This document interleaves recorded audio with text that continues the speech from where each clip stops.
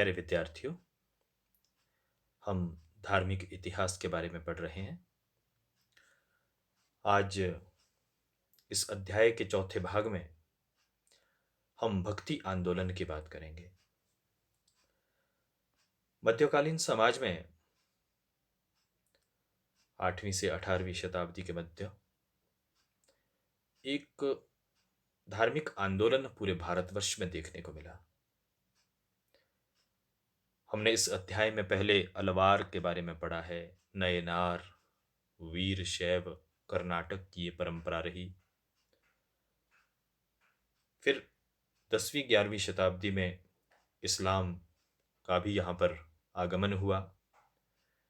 सूफी मत ने अपने यहाँ पर उपदेश दिए और इसी तरह से उसके बाद भक्ति आंदोलन ने भी एक महत्वपूर्ण भूमिका निभाई है हमारी इस धार्मिक यात्रा में।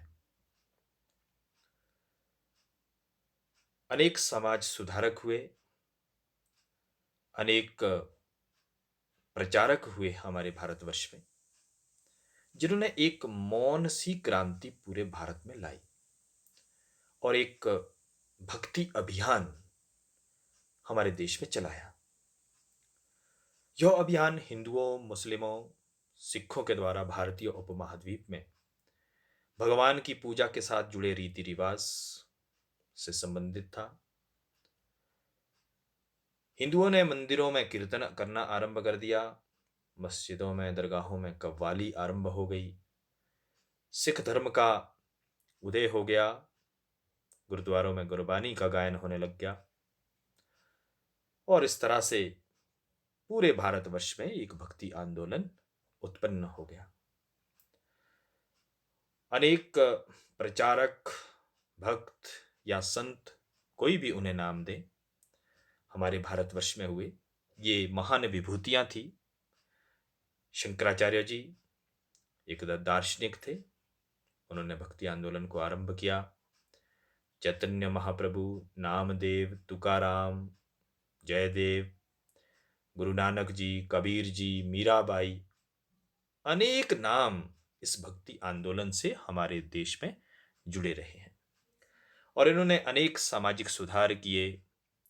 जो हमारे देश में, हमारे समाज में, हमारे धर्मों में जो कुछ कुरीतियां आ गई थी, कुछ झूठे आडंबर होने लग गए थे, उनसे छुटकारा दिलाया।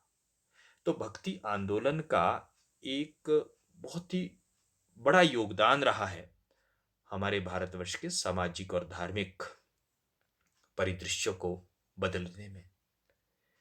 अब ये भक्ति आंदोलन मध्यकाल में क्यों आरंभ हुआ, क्यों इसकी जरूरत पड़ी, इसके उत्पत्ति के क्या कारण रहे, उसके बारे में यहां पर मुख्य बिंदुओं की हम बात करेंगे।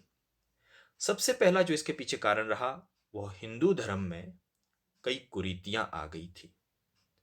सनातन धर्म, और बाद में उसे हिंदू धर्म भी कहा गया, ये सैकड़ों वर्ष से भारत में था और मध्यकाल से पहले अगर हम प्राचीन काल की बात करें तो हिंदू धर्म ही केवल एकमात्र धर्म भारत में था और ये अपने शिखर पर था। लेकिन समय के साथ इसमें कई जटिलताएं आ गई, अंधविश्वास होने लग गए, कई झूठे रीति रिवाज, जादू टोना, जाति प्रथा, छुआछूत, ये सब बुराइयां हिंदू धर्म में पनपने लगी और हिंदू धर्म में एक पतन का ये कारण बनने लगा। हमने पहले पढ़ा है, बौद्ध धर्म का विकास इसी वजह से हुआ, जैन धर्म इसी कारण से आया। अनेक हिंदू धर्म के जो लोग थे वो इन धर्मों की तरफ पलायन करने लग गए थे। धर्म के नाम पर यहाँ शोषण होने लगा था और जो भक्ति आंदोलन के जितने भी संत और भक्त थे, इन्होंने हिंदू धर्म की कुरीतियों को दूर करके लोगों को एक नया रास्ता दिखाने का प्रयास किया। तो पहला इसमें बिंदु रहा है कि हिंदू धर्म में कई बुराइयां, कुरीतियां या जटिलताएं इतनी आ गई थी कि भक्ति आंदोलन का आरंभ होना आवश्यक था। दूसरी बात है इस्लाम धर्म से खतरा। जैसा कि हमने पढ़ा है कि 8वीं शताब्दी में हमारे भारत में इस्लाम धर्म का आगमन हो गया था और यहाँ के जो शासक थे वह भी मुसलमान थे, और स्वाभाविक है कि धर्म परिवर्तन यहाँ पर दिखने लगा, चाहे वो तलवार के बल पर हो या हिंदू धर्म में कई ऐसी जातियां थी जिनका यहाँ शोषण हो रहा था। उन्होंने भी अपने हिंदू धर्म को छोड़कर इस्लाम धर्म में जाना आरंभ कर दिया, क्योंकि इस्लाम धर्म किसी प्रकार का भी जाति के आधार पर या ऊंच नीच के आधार पर कोई भेदभाव नहीं करता था। इसलिए हिंदू धर्म से असंख्य लोग इस्लाम धर्म की तरफ जाने लग गए और हिंदू धर्म के अस्तित्व को ही खतरा होने लग गया था। इसीलिए भक्ति आंदोलन ने सामाजिक कुरीतियों को समाप्त कर हिंदू धर्म को पुनः जागृत किया। तीसरी बात है कि इसी समय संयोगवश महान सुधारकों का भी जन्म हुआ। मध्यकाल में जब हिंदू धर्म पतन की ओर था, इस्लाम धर्म हमारे भारतवर्ष में आया था, तो उस समय महान सुधारकों ने भी जन्म लिया और उन्होंने जो हमारे धर्मों में कई जटिलताएं थी या आपस में धर्म के आधार पर लोग एक दूसरे के बैरी बन गए थे, दुश्मन बन गए थे, एक दूसरे से घृणा करने लग गए थे, तो उनसे निजात दिलाने के लिए कई महान सुधारकों ने हमारे भारतवर्ष में जन्म लिया, जिनमें प्रमुख नाम गुरु नानक देव जी, जिन्होंने सिख धर्म की स्थापना की, संत कबीर, रामानुज, रामानंद, नामदेव, शंकरदेव, मीराबाई, तुलसीदास, सूरदास, ये अनेक ऐसे नाम हैं जिन्होंने हमारे लोगों को एक नया रास्ता दिखाने का काम किया। अब ये भक्ति आंदोलन था कैसा, क्या इनके प्रमुख विचार थे, क्या विशेषताएं इस भक्ति आंदोलन के जो प्रवर्तक थे, प्रचारक थे, उन्होंने किस तरह की विशेषताएं हमारे भारतवर्ष में लाई। पहली बात है कि वह एक ईश्वर में विश्वास करते थे, क्योंकि यहां अनेक धर्म या अनेक देवता की पूजा होने लगी थी, अनेक जातियों के आधार पर हमारे समाज बंटने लगे थे। इसीलिए भक्ति आंदोलन के प्रचारकों ने एक ही बात सभी के लिए कही कि परमात्मा केवल एक है। उसे आप किसी राम से के नाम से पुकारो या रहीम के नाम से, वो परमात्मा के ही दो अलग अलग नाम हैं। परमात्मा ही सबसे शक्तिमान है और अन्य जो देवता है वह उस परमात्मा के सामने इस प्रकार हैं जैसे सूर्य के सामने एक दीपक है। इसलिए हमें केवल एक परमात्मा की पूजा करनी चाहिए। दूसरी बात इन्होंने कही, गुरु में विश्वास, क्योंकि गुरु मनुष्य को अंधेरे से प्रकाश की ओर ले जाता है। इसीलिए सभी प्रचारकों ने, भक्ति आंदोलन के सभी प्रवर्तकों ने गुरु की महिमा का वर्णन किया है, गुरु को महान कहा है। गुरु एक रास्ता दिखाने वाला है, उस परमात्मा से मनुष्य को मिलाने वाला है। नंबर 3, आत्मसमर्पण। हमें अपने आप को उस परमात्मा के प्रति न्यौछावर कर देना चाहिए। गुरु नानक जी ने तो यहां तक कहा कि आप गवाइए ता सहु पाहिए। अगर आप अपने आप को न्यौछावर कर देते हैं परमात्मा के पास, तभी आप सब कुछ पा सकते हैं। तो अपने आप को गंवाकर आप सब कुछ पा सकते हैं, अर्थात उस परमात्मा को पा सकते हैं जो कि सबसे बड़ी एक पूंजी है पूरे विश्व की। अगली बात है पवित्र जीवन पर बल। सभी प्रचारकों ने सरल, साधा और सीधा जीवन व्यतीत करने की बात कही है। पवित्र जीवन पर उन्होंने अधिक जोर दिया। गृहस्थ जीवन में रहकर ही हमें पवित्र जीवन व्यतीत करना चाहिए। अगली बात है हिंदू मुसलमान एकता पर बल। उस समय हिंदुओं और मुसलमानों में कटुता आ गई थी, क्योंकि मुसलमान आक्रमणकारी दूसरे देशों से यहाँ आए थे और स्वाभाविक है कि जो यहाँ हिंदू लोग थे वो अपने आप को असहाय सा महसूस करते थे और दोनों धर्मों के बीच में एक कटुता सी आने लगी थी। और गुरु नानक जी, संत कबीर जी, इन्होंने अनेक प्रयास किए और दोनों धर्म के लोगों को मिलाने का प्रयास किया।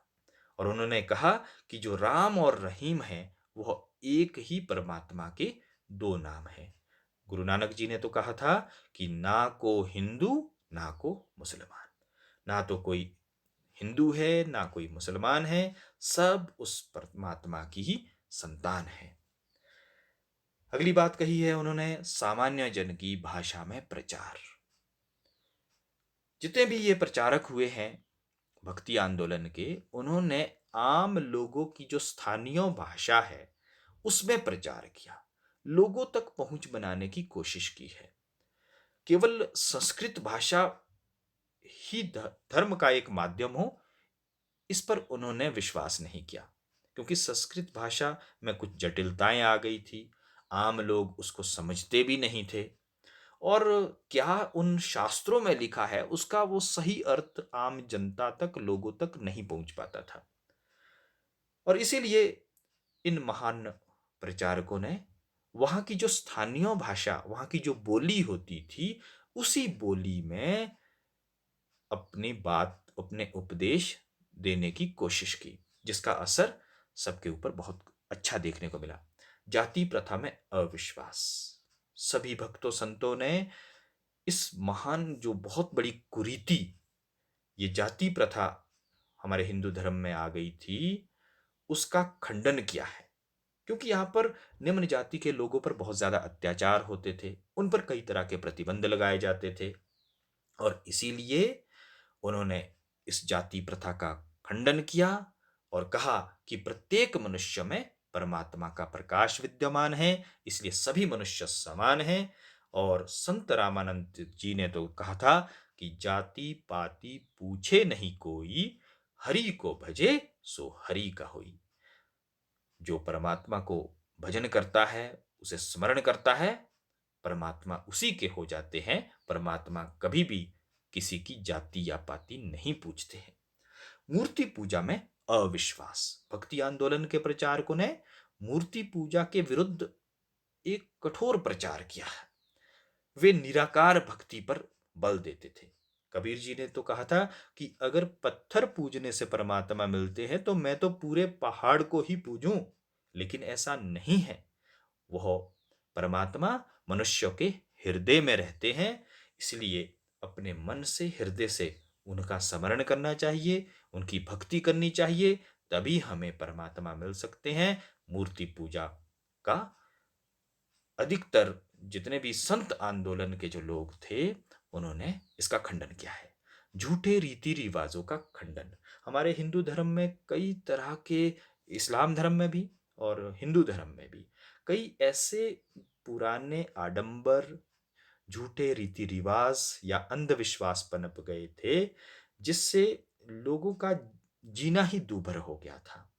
जैसे बलि प्रथा, बहुत महंगे महंगे यज्ञ होने लगे थे, व्रत, रोजे करना, तीर्थ यात्रा करना, अ, इन सब बाह्य आडंबर, या लंबे लंबे केश रखना या सिर मुंडवाना, बड़ी बड़ी मालाएं धारण करना, ये सब भक्ति आंदोलन के प्रवर्तकों ने इन्हें झूठे रीति रिवाज कहे, और उन्होंने कहा कि इनकी कोई आवश्यकता नहीं है। हमें अपने मन को पवित्र रखना चाहिए, अपने जीवन को सरल और सादा जीवन जीना चाहिए। हमें उस परमात्मा का, एक परमात्मा का स्मरण करना चाहिए, उसकी भक्ति करनी चाहिए। इन झूठे रीति रिवाजों से हमें परमात्मा नहीं मिल सकते हैं। तो सभी जितने भी संत आंदोलन से जुड़े हुए लोग थे, उन्होंने इन झूठे रीति रिवाजों का खंडन किया है। अब इसके साथ ही कई आंदोलन चले। भक्ति आंदोलन को यदि हम मोटे तौर पर देखें तो दो भागों में इसको बांट सकते हैं। एक था वैष्णव आंदोलन, इन्होंने साकार सगुण भक्ति का मार्ग अपनाया। वैष्णव, जैसा कि हमने पहले भी पढ़ा है, भगवान विष्णु को ही जो सर्वस्व मानते हैं, उन्हें सर्वोच्च मानते हैं, वे वैष्णव आंदोलन के प्रचारक कहलाए। इन्होंने भी भक्ति का ही एक रूप लिया है, क्योंकि भगवान विष्णु की भक्ति इन्होंने की है, या भगवान विष्णु के जो अवतार भगवान राम या श्री कृष्ण उस समय मध्यकाल में इन अवतारवाद की एक विशेषता थी हमारे समाज में। तो उन्होंने भगवान विष्णु के अवतारों की उपासना की है, इसलिए ये वैष्णव आंदोलन कहलाया। रामानुज, रामानंद, शंकरदेव, वल्लभ आचार्य, चैतन्य महाप्रभु, मीराबाई, तुलसीदास, सूरदास, ये सब वैष्णव भक्त थे। इन्होंने भगवान विष्णु के किसी न किसी रूप की भक्ति की है। रामानुज दक्षिण भारत के थे, तमिल थे। रामानंद प्रयाग इलाहाबाद के थे। शंकरदेव पूर्व असम की रहने वाले थे। वल्लभ आचार्य तेलुगु थे। मीराबाई ये राजस्थान की थी। चैतन्य महाप्रभु ये भी उत्तर भारत से थे। तो इन सभी जितने भी ये वैष्णव भक्त हुए हैं, भारतवर्ष के विभिन्न हिस्सों में इन्होंने भक्ति का एक अलख जगाया है और विष्णु के सगुण या साकार रूप की भक्ति की है, और वही एक माध्यम बताया मोक्ष प्राप्त करने का, कि विष्णु की भक्ति करके ही हम मोक्ष प्राप्त कर सकते हैं। तो ये वैष्णव आंदोलन कहलाया। उसके अलावा संत आंदोलन के वे लोग थे जो निराकार रूप में, जिन्होंने मूर्ति पूजा का खंडन किया है, जो अवतारवाद के विरुद्ध थे और मूर्ति पूजा का इन्होंने खंडन किया। निराकार भक्ति इन लोगों ने की है। उन्होंने निराकार ईश्वर को ही माना, और उनके द्वारा जो ये चलाया गया आंदोलन था वह संत आंदोलन कहलाया। संत नामदेव जो कि महाराष्ट्र के सबसे विख्यात संत थे। गुरु रविदास जी ये बनारस में जन्मे, उन्होंने निराकार भक्ति को ही आगे बढ़ाया। मीराबाई ये भी संत रविदास की शिष्या थी। उन्होंने कृष्ण भक्ति की, लेकिन एक विचार है, एक मत है विद्वानों का कि वह संत रविदास की शिष्या भी रही है। संत कबीर ये भक्ति आंदोलन के महान प्रचारकों में से एक थे। गुरु नानक देव जी ये तो सिख धर्म के संस्थापक थे और भक्ति आंदोलन में इनका बहुमूल्य योगदान रहा। दादू दयाल राजस्थान के प्रसिद्ध संत थे। इन सभी संतों ने एक ईश्वर की भक्ति पर बल दिया। समाज में जितनी भी कुरीतियां थी, अंधविश्वास, मूर्ति पूजा, जाति प्रथा, तीर्थ यात्रा, व्रत, रोजे, जादू टोना, इन सब जटिलताओं, बुराइयों का इन संत आंदोलन के प्रवर्तकों ने जोरदार खंडन किया। अनेक नाम हमने यहां पर लिए हैं। प्रत्येक नाम के कई कई ग्रंथ हैं। उन्हें इतने कम समय में उनके बारे में वर्णन करना वह संभव ही नहीं है। लेकिन एग्जामिनेशन पॉइंट ऑफ व्यू से जो कई बार ये प्रश्न यहाँ पर पूछे जाते हैं, तो 3 नाम के बारे में मैं यहाँ ज़्यादा बात करना चाहूँगा। पहले हैं गुरु नानक देव। ये संत आंदोलन से जुड़े हुए एक महान विचारक थे। उनका जन्म 1469 ईस्वी में तलवंडी, जो कि अब पाकिस्तान में है, और ननकाना साहिब के नाम से इन्हें इस स्थान को जाना जाता है, वहाँ इनका जन्म हुआ और 30 वर्ष की उम्र में इन्हें सत्य की प्राप्ति हुई। और जो पहला शब्द सत्य की प्राप्ति के बाद जो इन्होंने पहला शब्द कहा था, ना को हिंदू ना को मुसलमान, क्योंकि महान विचारक संत गुरु नानक देव जी बहुत चिंतित रहते थे। जो हिंदू और मुसलमानों के बीच में जो एक कटुता थी, एक इंसान की दूसरे इंसान के साथ खून के प्यासे बनते जा रहे थे, उससे वह व्यथित रहते थे। और उन्हें जब ज्ञान प्राप्त हुआ तो सबसे पहले उन्होंने हिंदू और मुसलमान की एकता की ही बात कही थी। और जो समाज में कई बुराइयां थी, तो उसको दूर करने के लिए उन्होंने संगत और पंगत ये आरंभ किए थे। संगत है सामुदायिक उपासना, इकट्ठे होकर भक्ति करना। और पंगत, जिसको लंगर आज भी हर गुरुद्वारे में देखने को मिलता है, जिसमें कोई जाति धर्म का ऊंच नीच का भेदभाव नहीं होता है। सब वहाँ सेवा करते हैं, सब एक साथ भोजन पकाते हैं, परोसते हैं, सब मिल करके खाते हैं। तो संगत और पंगत गुरु नानक जी ने आरंभ किए थे। गुरु नानक जी पहले गुरु माने जाते हैं सिख धर्म के, और इस तरह से ये प्रथा 10वें गुरु तक चली।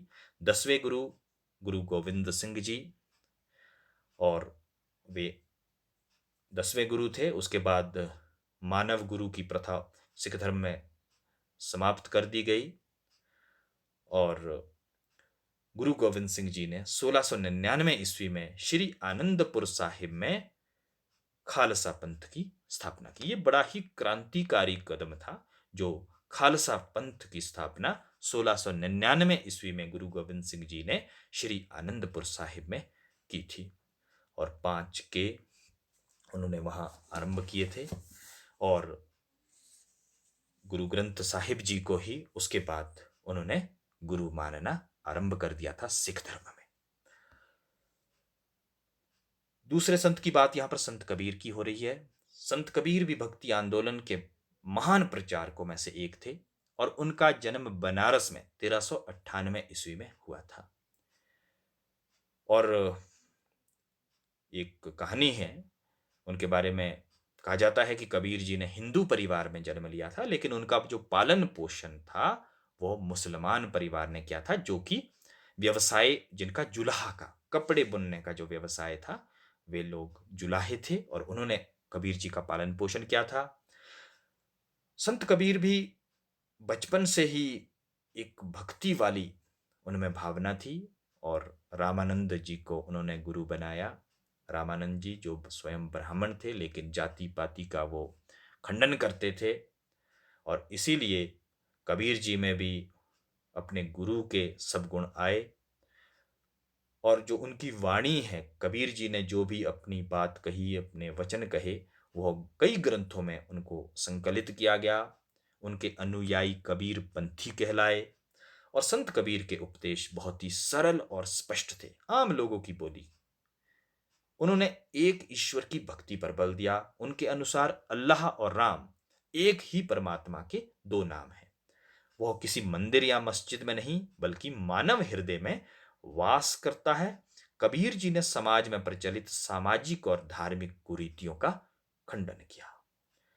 जो अंधविश्वास, जादू टोना, जाति प्रथा, इसके बारे में संत कबीर जी ने बार बार कहा है, और इन कुरीतियों का खंडन किया है। तीसरे भक्त की बात मैं यहां पर मीराबाई की कर रहा हूं। यह वैष्णव भक्त थी। श्री कृष्ण की भक्ति मीराबाई ने की, और एक महान कवित्री थी, महान भक्त थी। उनके द्वारा संकलित जितने भी भजन हैं, उसके आधार पर हम उनकी जीवनी को पढ़ते हैं। उनका जन्म 1498 ईस्वी में मेड़ता राजस्थान में हुआ, और उनका विवाह कर दिया गया, जबकि उनकी इच्छा नहीं थी। उनकी इच्छा के विरुद्ध विवाह हुआ। जो मेवाड़ के राणा सांगा थे, उनके पुत्र के साथ उनका विवाह हुआ, परंतु उनके जो पति की मृत्यु बहुत जल्दी हो गई, और उसके बाद कृष्ण को ही उन्होंने अपना पति माना है। कृष्ण भक्ति में ही लीन रही है मीराबाई। अपने ससुराल को त्याग दिया, वृंदावन गई, द्वारिका में कृष्ण भक्ति की, और कृष्ण को ही अपना सर्वस्व मान लिया। कहते हैं संत रविदास जी की भी ये शिष्या रही, और इन्होंने भी जाति प्रथा का खंडन किया। और कृष्ण भक्ति मीराबाई के बराबर आज तक हमें कोई दूसरा उदाहरण नहीं मिलता है कि कितनी लीन मीराबाई कृष्ण भक्ति में रही है। तो भक्ति आंदोलन की एक महान प्रवर्तक मीराबाई भी रही है। तो 8वीं से 18वीं शताब्दी के मध्य भक्ति आंदोलन पूरे भारतवर्ष में फैला, और इसका पूरे समाज में और हर धर्म में असर देखने को मिला है। तो भक्ति आंदोलन के क्या प्रभाव रहे हैं? भक्ति आंदोलन ने भारतीय समाज में जितनी भी कुरीतियां या अंधविश्वास थे, उन्हें समाप्त करने में एक अहम भूमिका निभाई है। अगर पूरी तरह से समाप्त नहीं भी हुआ होगा, तो भी हम ये कह सकते हैं कि काफी बड़ा योगदान रहा है इन कुरीतियों को, अंधविश्वासों को कम करने में। जाति प्रथा के विरुद्ध इन्होंने एक जोरदार प्रचार किया, जाति प्रथा का खंडन किया, भारतीय समाज का जाति प्रथा को एक कलंक बताया। सभी धर्मों और जातियों के मध्य परस्पर भ्रातृभाव, मैत्री, सौहार्दपूर्ण व्यवहार को बढ़ाने का काम किया है सभी भक्ति आंदोलन के प्रवर्तकों ने। हिंदू धर्म में जितने भी आडंबर दूर होने से यह धर्म दोबारा से पुनर्जीवित हुआ।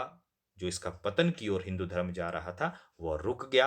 जो एक पलायन हिंदू धर्म से दूसरे धर्मों की तरफ हो रहा था वह काफी हद तक वहां रुक गया, क्योंकि जो ये काफी बुराइयां कुरीतियां हिंदू धर्म में थी वो जब कम होने लग गई तो पलायन वहां से कम होने लग गया। स्थानीय भाषा में अनेक ग्रंथ लिखे गए जिससे कि क्षेत्रीय साहित्य और भाषा का विकास हुआ। अब केवल संस्कृत भाषा ही नहीं रह गई थी धर्म की। पहले केवल संस्कृत भाषा को ही धर्म का एक माध्यम माना जाता था, लेकिन अब अनेक भाषाओं में और अनेक स्थानीय बोलियों में भी साहित्य लिखे जाने लगे और इससे भाषा का विकास हुआ। हिंदुओं और मुसलमानों के बीच में जो एक खाई बन गई थी वह दूर हो गई और उनके एक दूसरे के नजदीक आने से जो भवन निर्माण कला है, चित्रकला है, मध्यकाल की हम देखते हैं कितने भवन बने और उसमें हिंदू और मुसलमान का कोई भेदभाव नहीं हुआ है कि ये हिंदू ने बनाया। सब कारीगर जो भी कलाकार चित्रकार होते थे वो हर धर्म के लोग उसमें होते थे। तभी हम आज देखते हैं ऐतिहासिक धरोहरें हमारे भारतवर्ष में उस समय की कितनी है। तो वो सब तभी संभव हुआ जब हिंदू और मुसलमान एक दूसरे के समीप आए। और भक्ति आंदोलन के कारण पंजाब में सिख धर्म भक्ति आंदोलन के कारण ही आया और महाराष्ट्र में मराठों का उत्थान हुआ। तो ये सब समाज के ऊपर एक अनूठी छाप भक्ति आंदोलन की रही है 8वीं से 18वीं शताब्दी के मध्य। और हमारे समाज को एक नई दिशा दिखाने में इन भक्तों का, संतों का एक बहुत बड़ा योगदान रहा है। इसके साथ ही हमारा ये 8वां अध्याय धार्मिक इतिहास संपन्न होता है और आपके लिए दो पंक्तियां यहाँ पर आपके चिंतन मनन के लिए, विचार करने के लिए यहाँ छोड़ रहा हूं। कबीरा खड़ा बाजार में, मांगे सबकी खैर, ना काहू से दोस्ती, ना काहू से बैर। इस पर मनन करिए, इसका अर्थ समझने का प्रयास करिए। आपका बहुत बहुत धन्यवाद।